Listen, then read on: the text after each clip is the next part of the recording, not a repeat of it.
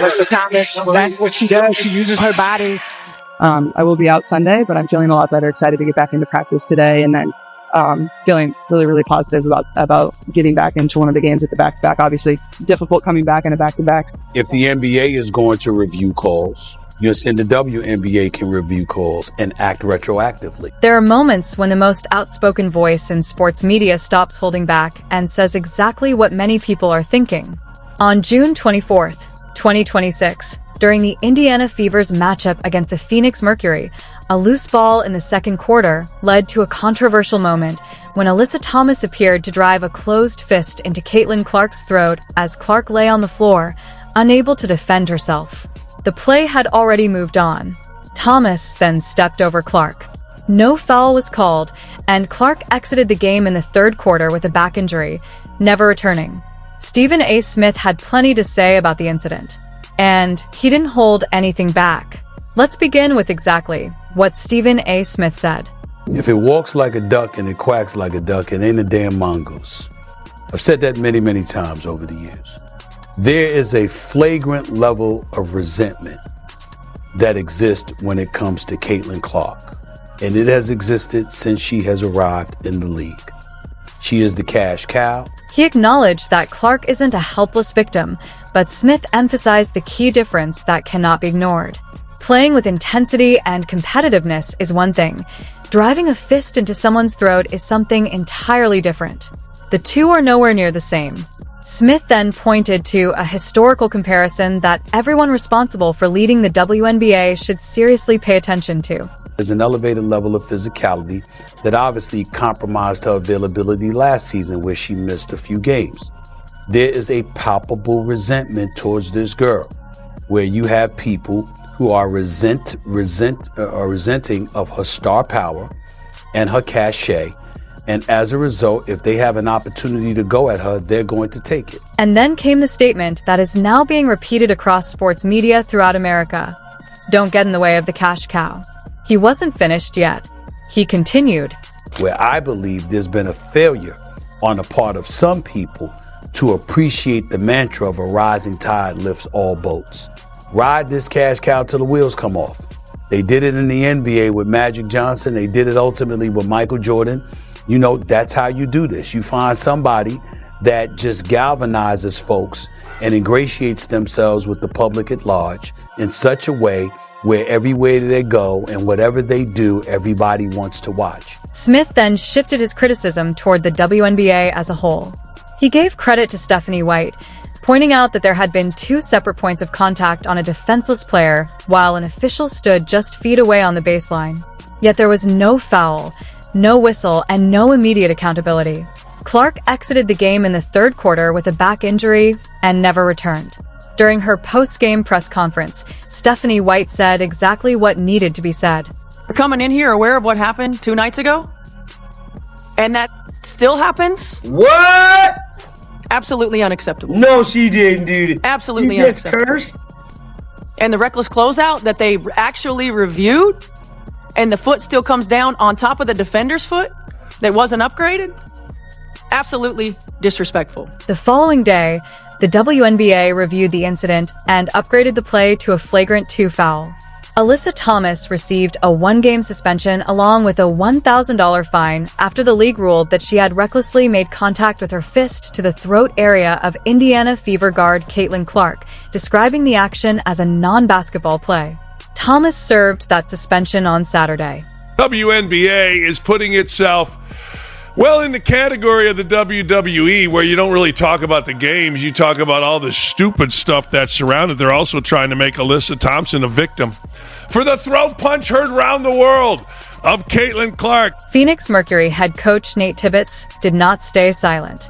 Before Thomas served her suspension, he spent nearly 3 minutes defending his player, insisting that Thomas was not a dirty player, criticizing Stephanie White's description of the incident as cheap shots, calling that characterization unfair, and arguing that the suspension appeared to be based on social media clips instead of a complete investigation. He also claimed that the league never interviewed him, Thomas, or the team's security staff before issuing the disciplinary decision. My disappointment with the suspension process by our league and our leaders in the W. This was not a thorough investigation, in my opinion. The people involved were not questioned at all. It's extremely disappointing. No one from the league called AT, our security team, or myself about what we felt like happened in this situation. There is a protocol to be followed. Just coming from the NBA, there's been many investigations that I've heard about that there was calls on both sides, and that was not done in this situation, and that's disappointing. Then, on Tuesday, June 30th, Alyssa Thomas publicly addressed the incident for the first time. She described the play as a complete accident and said she was unaware of what had happened until after the game had ended. Thomas also revealed that both she and her teammates had been subjected to death threats and racial slurs in the aftermath. She then turned her criticism directly toward WNBA Commissioner Kathy Engelbert. At the end of the day, it's basketball. Basketball is meant to be physical. Like I said, I didn't even know that play happened. If you watch the clip back, no one in the stands, their bench knew that it happened. Thomas described the closed fist contact to the throat of a defenseless player as nothing more than a complete accident, while accepting no responsibility for the play itself. Instead, she placed herself at the center of the controversy, even though the incident began with Clark on the floor, a fist to her throat, and an official standing nearby without taking action. Both realities can exist at the same time. The WNBA has a responsibility to protect every player from threats and abuse, while also ensuring that a fist to the throat is not brushed aside as simply a basketball accident. Now we're being painted as thugs and there's death threats out on us. So it's really unacceptable. It's something that needs to change in this league, and I'm just really tired. Fans did not hesitate to weigh in. As soon as Smith's comments spread across social media, reactions poured in from every direction. One fan wrote that Caitlin Clark is indirectly pushing the WNBA to become something it has never truly wanted to be, a genuine business capable of generating its own revenue. Another commented that it was unbelievable for someone to bring record-breaking viewership to the league, help it become more profitable, and still be treated this way. Fans pointed out that arenas were packed simply to watch her play. Another post argued that Caitlin Clark should be treated like royalty because an opportunity like this may never come around again. She deals with there's a lot of rhetoric behind her that she really has no control over, and I think that the way she handles that is just amazing. Like, I think when it comes to the game of basketball, like, she's probably top 5 most famous people that are playing right now, just in general. That includes our league as well. Another fan argued that the officiating in the WNBA has become completely out of control. They warned that if things continue this way, one of the league's biggest, and possibly its greatest, stars could end up suffering a serious injury. Then came a comment from someone who had never watched a WNBA game before June 24th. The viewer wrote, "I honestly don't watch much WNBA, but I'm watching this game. Is this what normally happens to her? My goodness." For a first-time fan, their introduction to the league was seeing a player take a fist to the throat.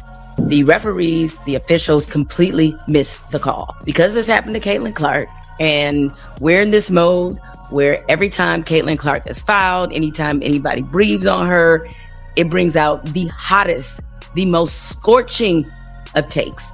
So in Boomer Esiason's mind is that Caitlin Clark is straight and white, and therefore deserves a little bit more respect. And what he said was racist. Right? Stephen A. Smith wasn't the only prominent voice to criticize the incident.